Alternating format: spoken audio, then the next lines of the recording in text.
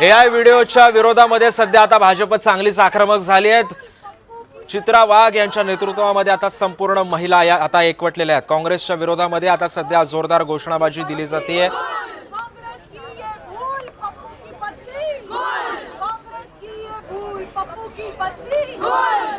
काँग्रेसकडून पंतप्रधान नरेंद्र मोदी आणि त्यांच्या आईचा एक व्हिडिओ सध्या ट्विट करण्यात आलेला होता आणि याच विरोधात आता सध्या भाजप आक्रमक झालेली आहे।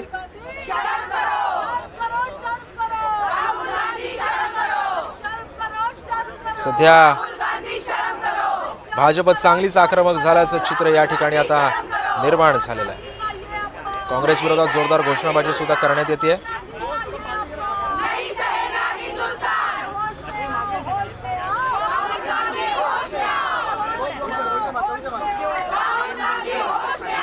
राहुल गांधी होश में आओ यासारख्या घोषणा सध्या भाजपच्या महिला देताना दिसतायत।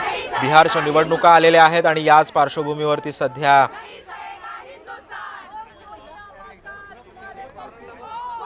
भाजपकडून जोरदार घोषणाबाजी सध्या करण्यात येते। मुंबईमध्ये या संदर्भामध्ये अधिक माहिती देते आमची प्रतिनिधी ज्योत्सना गंगणे सध्या आपल्यासोबत आहे। ज्योत्सना, नेमक्या तिथल्या कार्यकर्त्यांच्या काय भावना आहेत आणि सध्या आता हे आंदोलन नेमकं मुंबईमध्ये कुठे सुरू आहे? ते चित्रा वाघ भाजपच्या नेत्या आणि आमदार असलेल्या चित्रा वाघ जे आहेत त्यांचं आंदोलन सुरू आहे आणि त्यांचं म्हणणं नेमकं काय आपण जाणून घ्यायचा प्रयत्न करूया की काय त्यांचं म्हणणं। ते बाहेर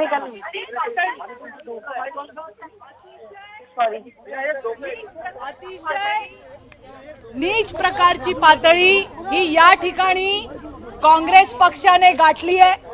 खरं तर निवडणुकीमध्ये आम्ही काय केलं आणि आम्ही काय करणार आहोत याच्याबद्दल बोललं जातं, परंतु काँग्रेसला आरजेडीला त्यांचा पराभव आत्ताच दिसायला लागलाय आणि त्यामुळे अतिशय घटिया नीचतेची पातळी ही काँग्रेस आणि आरजेडीने गाठली आहे। याच्या आधी सुद्धा आपण बघितलं असेल, एका व्यासपीठावरून देशाचे सन्माननीय प्रधानमंत्री यांच्या आईसाठी अपशब्द वापरले गेले।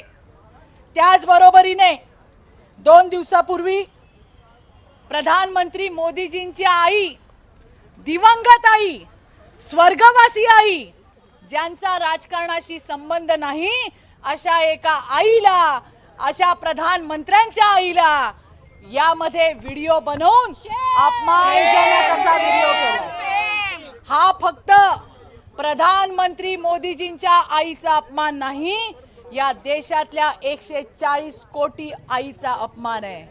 आणि या पप्पूचं असं झालंय, याला याच्या आईने काही शिकवलं नाही, कसं वागायचं, काय बोलायचं हे याला माहिती नाही। भारत माता, ज्या भारत मातेला हा माता म्हणत नाही, तिला वंदन करत नाही, अशा माणसाकडनं दुसऱ्याच्या आईबद्दलची अपेक्षा आपण काय करणार? पण मला हे सांगायचंय काँग्रेसवाल्यांना, आरजेडी वाल्यांना, की हा देश तुम्हाला कधीही माफ करणार नाही। स्वर्गवासी माता असलेल्या प्रधानमंत्रीच्या आईचा जो अपमानजनक व्हिडिओ त्या ठिकाणी बनवलाय, त्याचा आम्ही तीव्र तीव्र शब्दामध्ये त्या ठिकाणी निषेध करतोय। आणि आम्हाला सोनिया गांधींनाही सांगायचंय कि ओ सोनिया माता, तुम्हारे पप्पू को कुछ नहीं आता। आणि या येणाऱ्या दिवसांमध्ये निश्चितपणे बिहारची सुद्धा जनता आणि या देशाची सुद्धा जनता काँग्रेसला त्यांची जागा दाखवल्याशिवाय राहणार नाही। पण आता याला जोडूनच भाजपवर सुद्धा आरोप होतोय की भाजपमधील बिहारमध्ये सुद्धा आता भाजपने एक सोनिया गांधी आणि राहुल गांधी यांचा दारू पितानाचा एआय व्हिडिओ तयार केला। अरे सुरुवात कोणी केली? सुरुवात कोणी केली? खालची पातळी कोणी गाठली? राहुल गांधींची आई सोनिया गांधी पॉलिटिक्स मध्ये ऍक्टिव्ह आहे, यूपीएच्या त्या ठिकाणी चेअरपर्सन होत्या आणि त्यामुळे राजकारणामध्ये असलेल्या त्या आहेत। आणि काँग्रेसने तर प्रधानमंत्री मोदीजी यांची आई, जी आता अस्तित्वात नाही, स्वर्गवासी झालेल्या आहेत, त्यांचं निधन झालंय, आणि अशा मातेचा एआयचा व्हिडिओ बघून लाज वाटली पाहिजे यांना। ज्या पद्धतीने प्रचार चाललाय हा अतिशय चुकीचा आहे. याला भारताची जनता सुद्धा माफ करणार नाही. आणि स्वतः बिहार तर सीते मातेची भूमी आहे आणि हा सीता मातेचा मातृत्वाचा अपमान आहे आणि ते यांना इलेक्शन मध्ये दाखवल्याशिवाय राहणार नाहीत हा मला विश्वास आहे. ठाकरेंकडून सिंदूर आंदोलन करण्यात येत आहे, त्या आंदोलनाकडे कसं? अरे मला सांगा, हे उबाठावाले ज्यांनी सैनिकांच्या शौर्यावरती सुद्धा संशय व्यक्त केला, अरे जात विचारून मारलं ना लोकांना. काय विचारलं, काय सांगितलं दहशतवाद्यांनी? हिंदू आहात का तुम्ही? आणि हिंदू आहे म्हटल्यावरती गोळ्या घातल्या. त्यावेळेला तुमचा स्टँड काय होता? फक्त महानगरपालिकेच्या डोळ्याच्या समोरचं उद्दिष्ट ठेवून हे ढोंग आहे, हा ढोंगीपणा उबाठाचा आहे. आणि याला उत्तर सिंदूर हे मांगल्याचं प्रतीक आहे.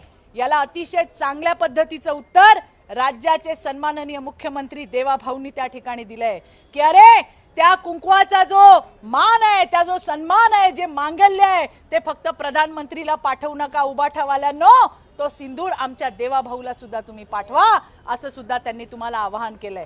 त्यामुळे हे सगळा ढोंगीपणा चाललाय. जेव्हा हिंदू आहेत का म्हणून गोळ्या घातल्या तेव्हा यांनी कुठला स्टँड घेतला नाही.